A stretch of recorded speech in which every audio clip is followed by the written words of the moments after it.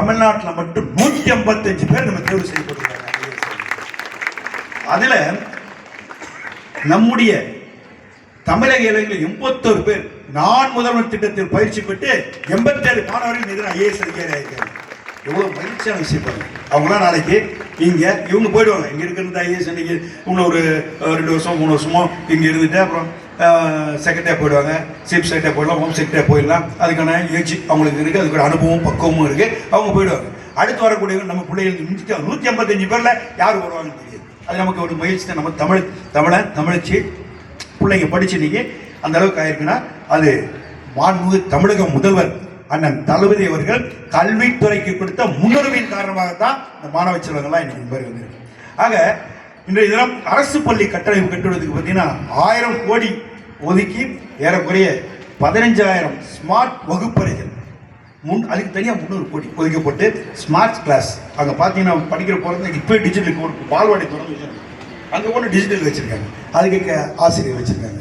எங்களுக்கு பார்த்தா எங்கள் காலத்தில் அதான் இல்லையே மரத்தேர்ந்து வெட்டி படிச்சுமே அப்படின்னு எங்களுக்கு ஒரு பக்கம் பொறாமை, ஒரு பக்கம் பெருமை.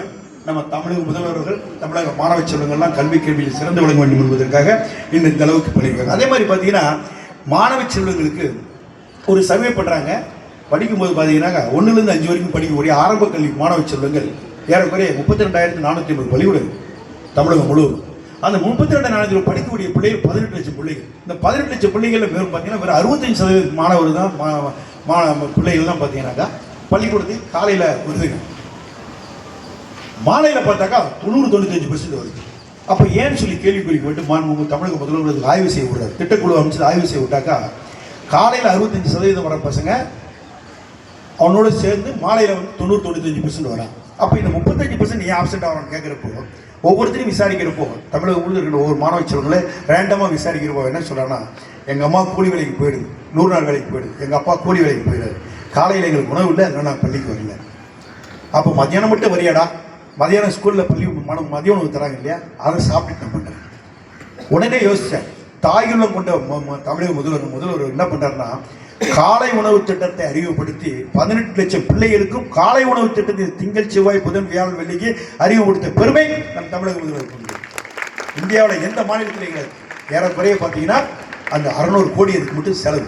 இப்போ அண்மையில் பார்த்தீங்கன்னா எய்டட் ஸ்கூல் கூட பார்த்தீங்கன்னா 2 லட்சம் பிள்ளைகளுக்கு எய்டட் ஸ்கூல் பிள்ளைகளுக்கும் அந்த சத்து உணவு திட்டத்தை காலை உணவு திட்டத்தை அறிவிச்சிருக்காரு. இதை சொல்வதற்கு காரணம் நம்ம மாணவ செல்வங்கள் கல்வி கேள்வியில் சிறந்து விளங்க வேண்டும் என்பதற்காக வேண்டிதான் இந்த மாதிரி திட்டங்களை எல்லாம் இந்த தினம் தீட்டி நடைமுறைப்படுத்தியிருக்கின்றார்கள் நம்முடைய மாண்புமிகு தமிழக முதல்வர் அவர்கள். ஆகவே